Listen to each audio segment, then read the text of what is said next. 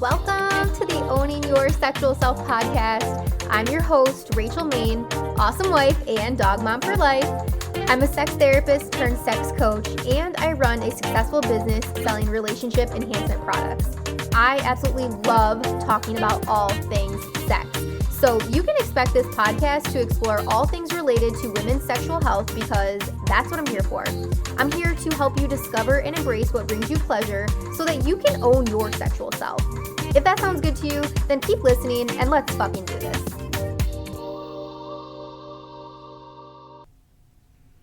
Hey y'all, I'm so excited for this interview today with Alex. I want to give you just a little quick background on her so we can jump right into this today because it is so good. But we are both sex coaches, sex workers, however you want to call us. We are both women that are helping other women and other humans step up and support their unapologetic self.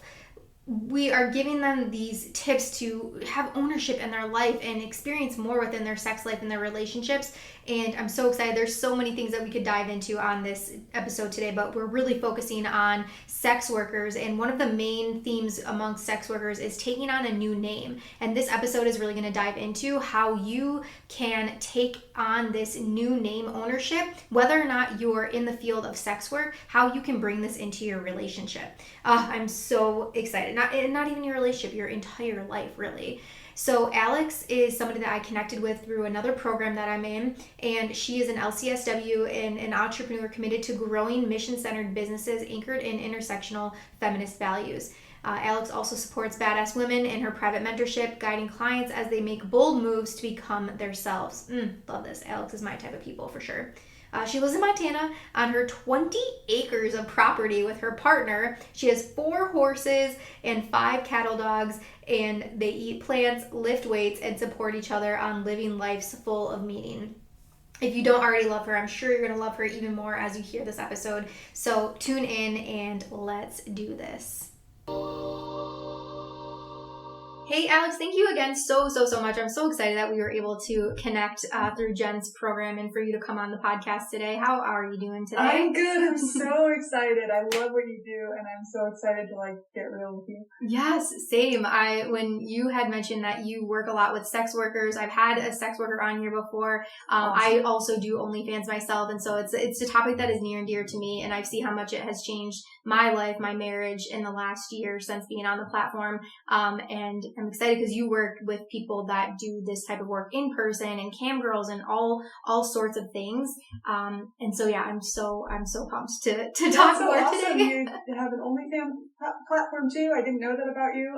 I want to interview you, but this is not what we're doing now. So yeah, but I have clients that do every aspect, I would say, of the sex work industry, from direct service, escort work, to cam girls, to OnlyFans, and legit old school porn stars. Mm-hmm. So it's really fun to be so embedded in an industry that I have a lot of respect for. Yes, and I love that, hearing that you're working with this type of population. I'm categorizing you now as a sex positive person, which I feel like you have to be pretty much to do this work, right? You're not going to make it too far if you're not. But share your story with us. How did you get into this type of work? Yeah, so I would say I've been pretty sex positive since I was young. Earliest memory I have of being wildly sex positive was I think it was 14, and I organized my first fundraiser for V-Day, or V-Day International is what they're called at the time. I don't know what they're called now. And I on all my 14-year-old glory was selling my chocolate vagina lollipops, and we were doing it. And then as I got older, I got bigger and bigger opportunities to be a part of really sex positive communities. When I was 17, I think I was living in Chicago. I flew to New York City, and I got to be part of a off-Broadway performance of the Vagina Monologues, and run the Vagina Carny Boys, which were SNL guys. Yeah. At the party, and I'm 17 years old in my cunt necklace, selling lollipops and running all these professional actors around. And apparently I thought that was totally a normal thing for a 17-year-old to do in his spare time. As an adult now, I look back and I'm like, wow, I can't believe my parents let me do that. But I don't know that I really asked. I was just I'm going to New York City. I've got a Vagina Monologues thing.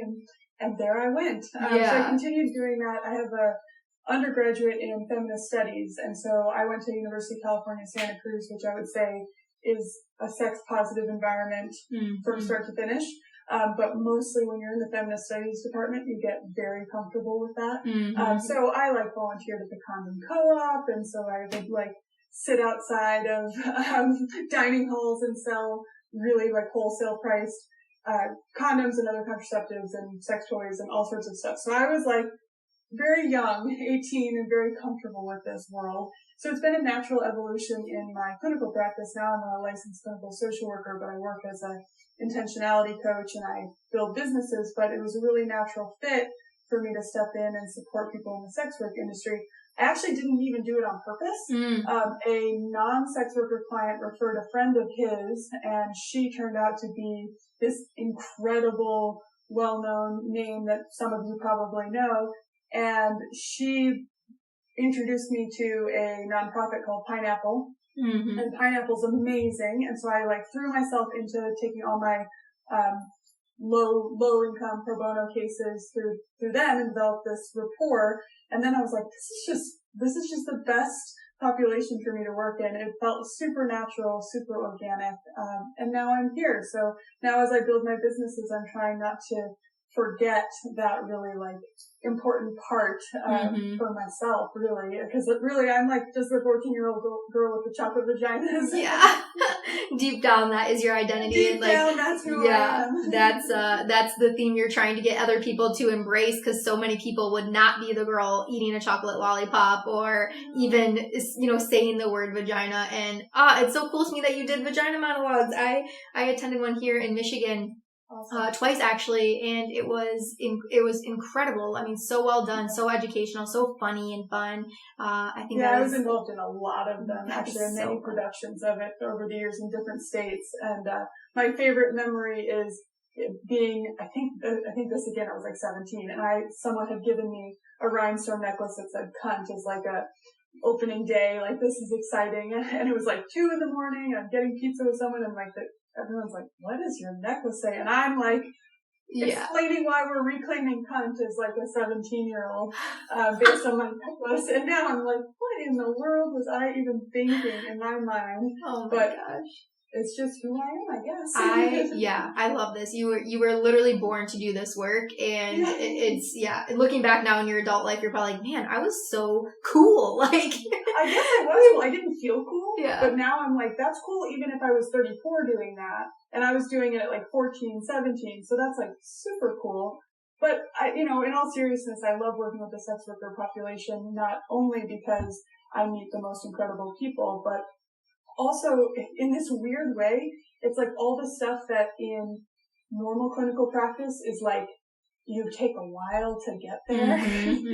With people in sex work, they're living all of that. They're living it as part of their job. So it's right there in the open. So I find it honest and refreshing and just this beautiful identity work that is so much more available to people who are already doing this work, because you're confronting it every day if this is your job. And I think that's really can be really traumatizing and can be really healthy depending on how it's gone down for you. And usually it's a combination of both. Yeah. Amazing. And so with your work in this population, what would you say is the most common reason that people get into sex work? I actually don't know that there's a common reason. I have people that I've worked with that were camming out of sheer necessity. I would say that's the assumption most people make, is that people are doing it out of desperation. I don't think that is the majority of my clients. I would say some are doing it as a calculated choice, and so maybe it is the best option, and maybe there is some desperation, but it's also not a lack of agency. They're thinking this makes sense for me. So I have everyone from the person who really has no money and this is just what they have access to earn a little money, all the way to people who are, master's level experts in whatever they do, who are choosing to do in-person escort work, because I actually have a client who is, she's a registered nurse. She's incredibly successful. There's no desperation in her choices, and she has found that she actually feels more respected and more seen as an escort than she does in our medical community. So I think it's really important to name that it's not about, oh, these people are desperate all the time. In every job, there's plenty of nurses who probably feel stuck and desperate in their jobs. Yeah. She's just one that's empowered enough to say, I think there's other options that might make me feel more respected. And I think a lot of people would be surprised to hear that that's escort work. Yeah. And then for other people, sometimes maybe they got into a sort of sex work as a young person, and then, 18, 19, doing films or whatever they happen to fall into. But then as they grow into adults, they realize that there's actually business and entrepreneurship available to them in this world. And so they double down in a different way than they originally intended, or maybe they did feel more victimized by the industry when they were younger, but are able to work through that and into a really empowered place. And then some people, I've done everything from support people into elevating their sex work business to support people to leaving the sex work business. As far as I'm concerned, that's none of my business, but whatever your goals are, we get them done. Yeah, that's incredible. I love and thank you for naming that and just sharing with the audience and listeners today, like how diverse this population is, because you hear so much shit and stigma and shame around it that, people making judgments towards people that are in sex work. And I'm so glad that you named the desperation thing, because it's not that for so many people. I know personally it wasn't that for me. I didn't get on the platform to just for money. Is money a bonus? Yeah, of course. Money is always a bonus. Having multiple streams of income is a bonus for anybody. But it is so fun. It is so empowering. It's so liberating to be able to bring, my husband into the mix of this, and us educating and sharing fantasies and just doing things that just make us feel excited has brought so much life and more energy to our own sex life and our marriage and everything, and so I think that I hear that for the women or not even women, just people in general that are in this industry. I said this very long ago. I'm like, if you want to get really good at boundaries, get in the sex work industry, because you have to be strong in your values and your beliefs. You're going to get a lot of pushback. You're going to get a lot of needy people, pushy people, and you have to stay true to yourself and do what feels right in your power. Yes. Hey y'all, I hope you are loving this episode so much. I always try to bring the best of the best for you when it comes to topics and guests and all of that. And I wanted to pop on real quick, and I wanted to share with you this resource that I have available to you on my website. If you haven't been there yet, you want to go to rachelmain.com, and here is why. One thing that I get messaged about so much on Instagram and Facebook and in email and all the ways that people have to connect with me is wanting more for their sex life. They are someone that is going through their own sexual journey. They might be having some sort of sexual awakening, and their partner just yet isn't on board. And so this resource that I have, if you and your partner are at a place in your relationship where you are both wanting to expand, you both are wanting more for your sex life and your connection, but you're really not sure exactly what that is. You don't even really know where to start. I highly recommend for you to go to the website, rachelmain.com, go under the Work With Me tab, and you're going to see the most amazing workshop called How to Create the Sex Life That You Both Crave. This is priced at $39. It is very affordable for couples and individuals that are looking for more out of their sex life. This is going to take you through one of my favorite tools with people, and it's called the Want, Will, Won't list. I break this down for you in its entirety. I give you the version of my Want, Will, Won't list, and I also give you a video breakdown, the recording of a masterclass I did on this a few months back, and it is truly incredible. So set yourself up for a date night, go to the website, get this resource, set it on the calendar. Have that conversation with your partner. When is the night that's going to work best for you to sit down and go through this together? Pour yourself some glasses of wine, drinks, snacks, get cozy, get comfortable, turn off all the devices, no distractions, and allow yourself to really drop in and take the time to invest in your relationship with this resource. If you get this, DM me. I am so excited to hear how this has changed your life. Now, back to the show.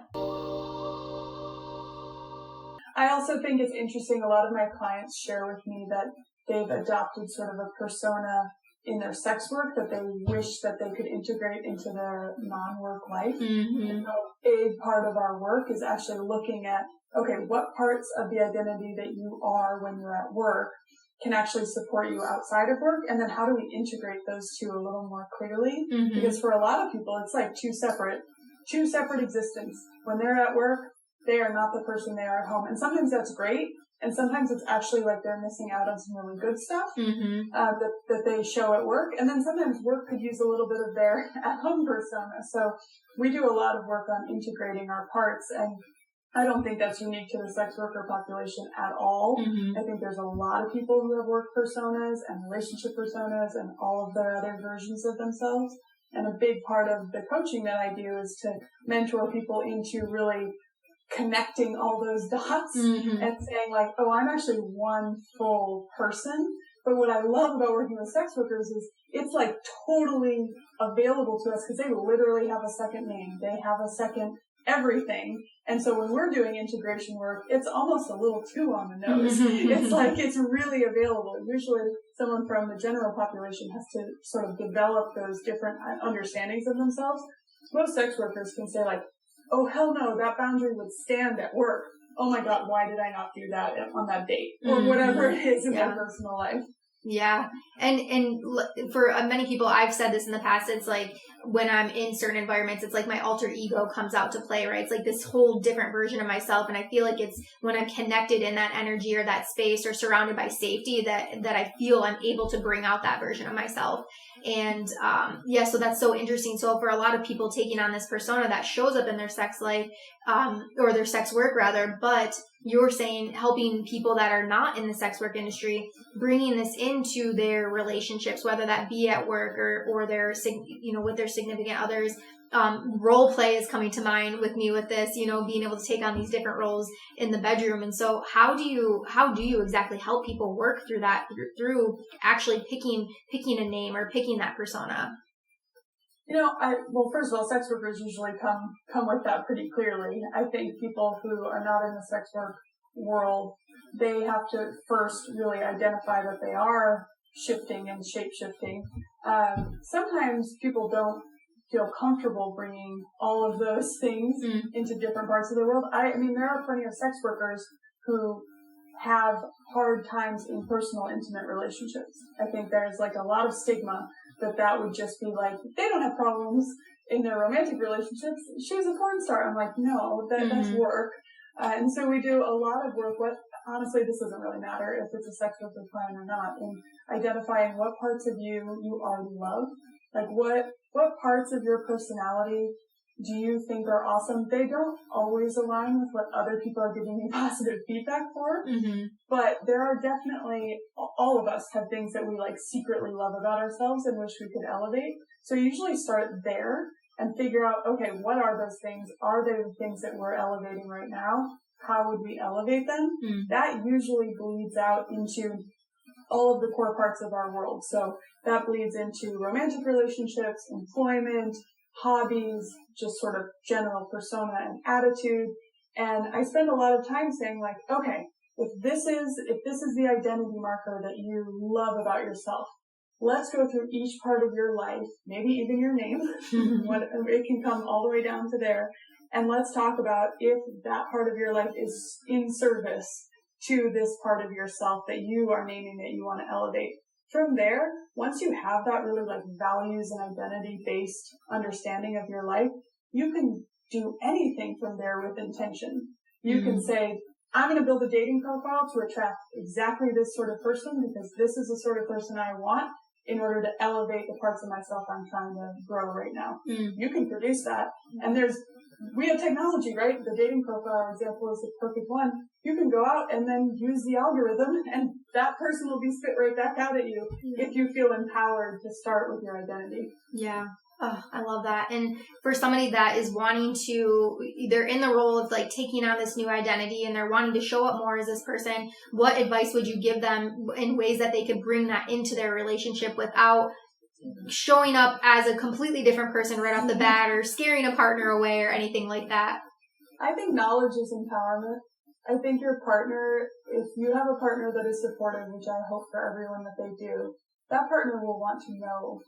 And honestly, they're probably already into the parts of you that you want to elevate. If they're not, maybe take a look and see, like, am I partnered with someone that loves something about me that I actually hate about myself?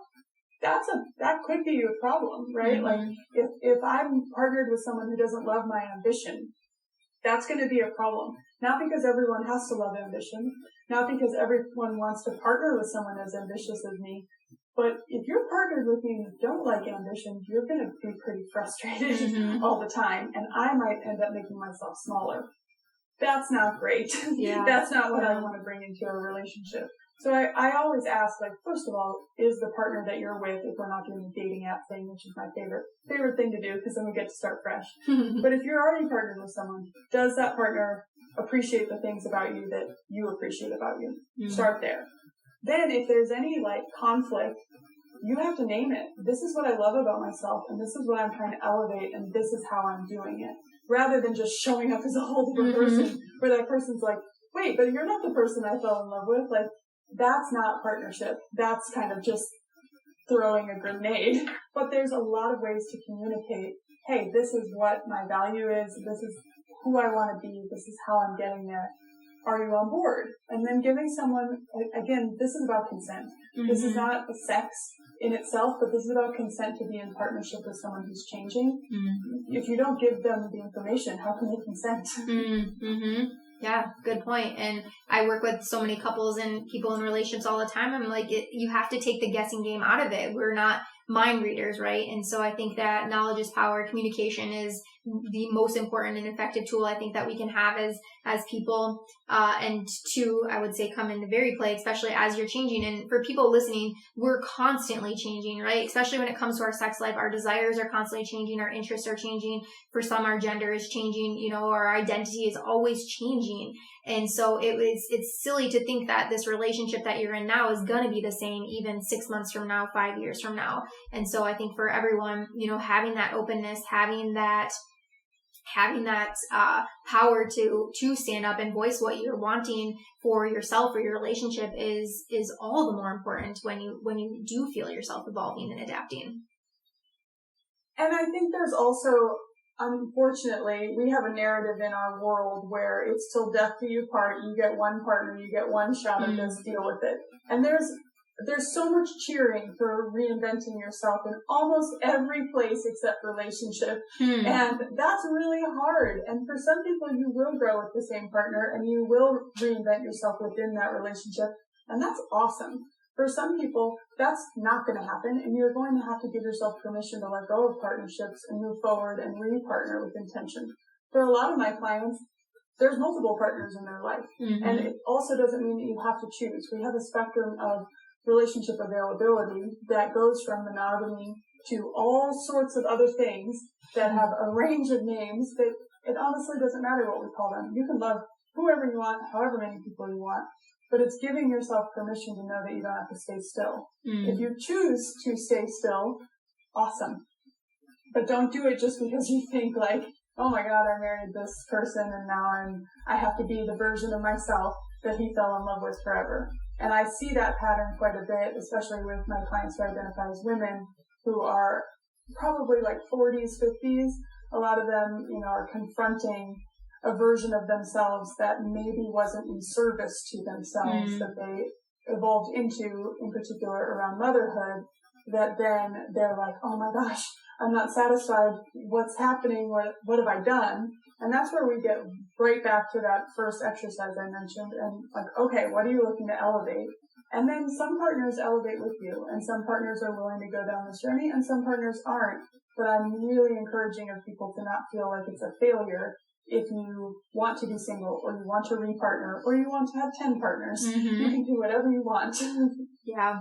And I think that's pretty common. I'm glad that you named that too, is like personal development, self-care, self-love is such large buzzwords right now. And I think that is mainly focused towards female identifying people. You don't really see that a lot for men out there. And even just thinking of, you know, I've been on this journey for a while now and my husband is recently getting into it. But the fact now that he has a men's group that he's a part of and he's doing coaching and things like that is is incredible. And I feel like when we are able to step into this power ourselves, that energy that flows through to the people around us, right? You're constantly inspiring those around you. And I think that's what happened here. And we're having the conversations, and he's seen the growth and the ambition and all that happening. And for even my sister who I've reconnected with, and my parents even, you know, you're constantly, you showing up and you embracing this part of yourself that you love the most, and that, like you're saying, Alex, you want to elevate, that is only going to benefit the people that are meant to be in your life, I believe, because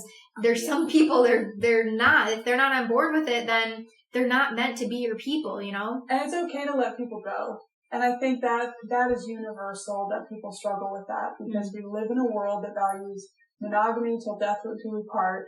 And that's a problem. Because you're not expected. I mean, I partnered with my ex-husband when I was 19 years old. Like, 19 years old, I was still selling the chocolate vaginas, right? Like, I don't think that it is unreasonable to re-partner once you have figured out a little bit more about yourself.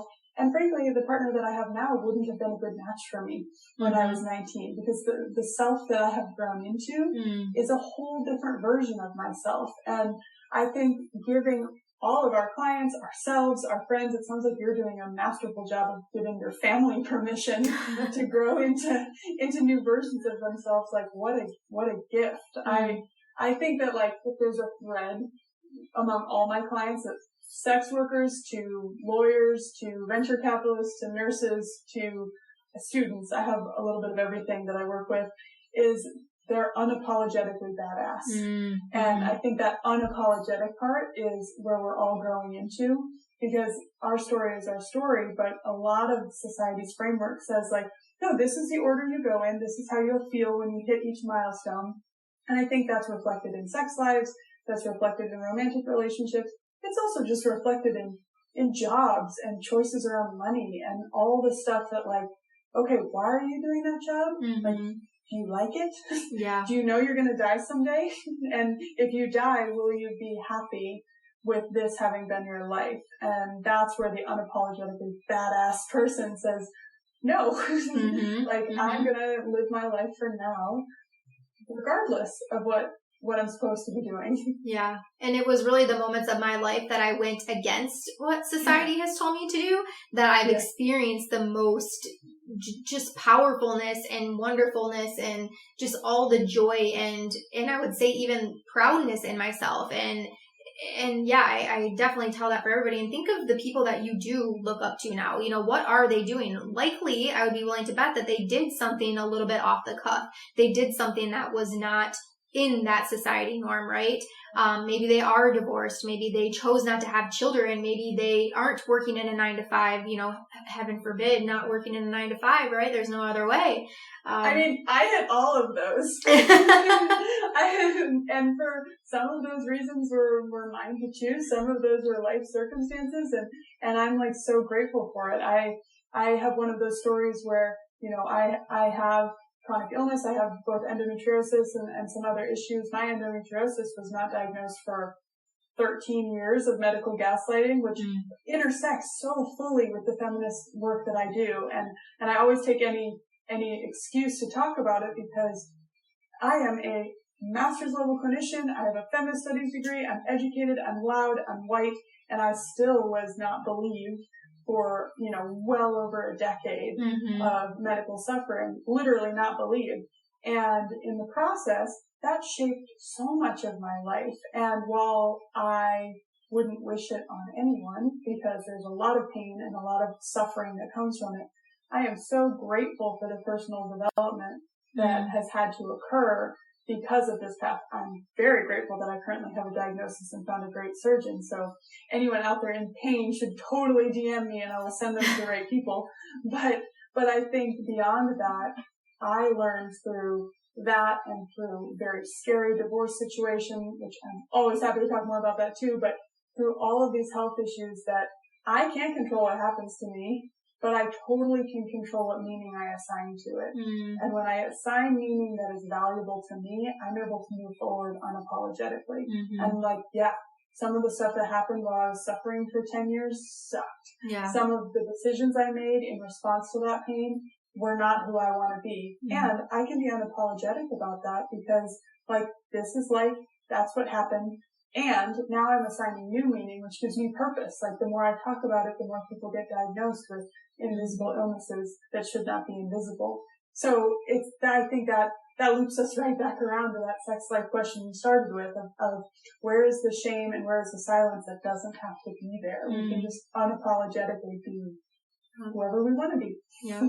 I choose to be a badass, as do most of my clients, but you can be whatever you want to be. Yeah, and you attract your like attracts like, right? So you're attracting those people that you are living in that energy yourself. Totally. And it makes so much so because, like you said, in this, when it comes down to the business that we do, you know, a lot of times we refer to it as coaching, but I love how Jen brought in the mentorship piece of it. It's like, if we're doing this work ourselves, is it really coaching? Because we're not standing on the sidelines saying, you do this, you do this, you do that. You know, we're doing this work ourselves right along our clients, which is, I think, just is so amazing because as we grow, they grow. Ultimately, I chose to move away from a more traditional clinical practice for exactly that reason. I don't know exactly what you call what I do, but I do know that it didn't feel right or even helpful for me to not jump in and really share and engage the story that I have, because my story is it's extreme in some ways and it's entirely common in other ways. And both of those are useful. And so I found that I grow more with my clients when we're doing life together and I'm honest about it and they're not put in a position of saying like, oh, well, you're making these decisions, but I'm living this beautiful life. Like, I do live a beautiful life, but I live a beautiful life because one, I fucked up a lot, and two, I worked really hard. And I'm really, really happy to share all of that because then you know that there doesn't have to be shame attached to whatever got you to where you are now. And it doesn't mean that you can't say, nope, I decide to attach meaning to that is useful. Maybe not positive, but useful. Yeah, absolutely. We're actually alike in that way. Funny story. I also have a master's degree in social work and was at one point a licensed master social work here in Michigan. And I got out of private practice about 2 years ago and moved more into the coaching role for many of the reasons that you just said. I felt like I couldn't be my true self. I couldn't share my own stories, my own experiences, which I know were so impactful for so many people. And yeah, that is unfortunately just frowned upon in therapy. You're not meant to share your own experiences or even own things in your life. I remember being told at one point in my education, like I shouldn't wear my wedding ring when I was in session with people.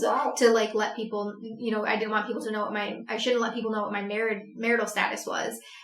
It was just wild things like that. Yeah. I mean, it's just not my style. And that's just not who I am. I don't show up in any of my relationships like that.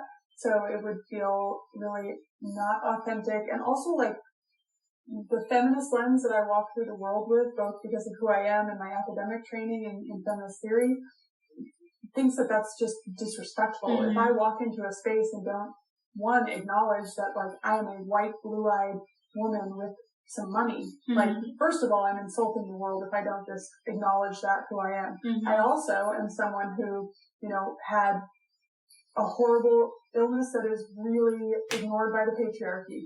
I am also like both my privilege is also embedded in systems of oppression. I want to be able to talk about both of those things really freely. And I want to be able to reflect to someone like, okay, I, as a white woman, don't understand your experience if it's someone who doesn't share that particular identity. Great. Please tell me and inform me so that I can support you as an ally, not as someone who's just like, well, I did it this way. Like, that's not useful. And I think that that's where that sort of like view from above old clinical model is pretty outdated. And I think a lot of my clients, and I mean, frankly, myself, feel like that in their work. They want someone who's in the trenches, they can identify with, and sometimes they can say like, how do you deal with this? And I can say, this is what I do. I don't know if that'll work for you, but this is what I'll do. Yeah, or this is what's been helpful for me. And speaking of that, I would love if there's any resources or anything that you feel are helpful to share on this. I'd love to, as we're wrapping up here, go over any of those or accounts or anything that you would recommend for people to follow.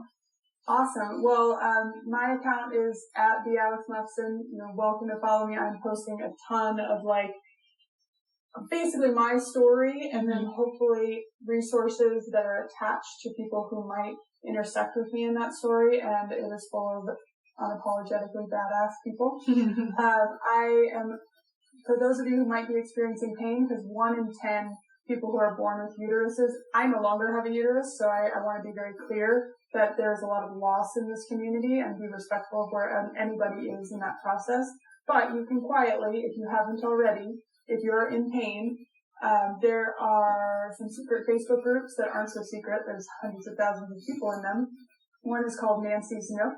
And if you look up Nancy's Nook on Facebook, they also have a website, but the Facebook is very actively updated. And it's a great opportunity to read about endometriosis and pelvic pain from a place that is curated, and they have a list of surgeons who are actually approved to do, and they're vetted by this organization to do safe endometriosis surgery. I had 3 surgeries before I hit someone that I found on Nancy's Nook that I traveled out of state and paid cash for. Literally, that's the desperation that we as people with endometriosis are dealing with. So go on Nancy's Nook, look around, educate yourself. You're welcome to reach out to me as well. That's one that I think is really interesting and important that people know about.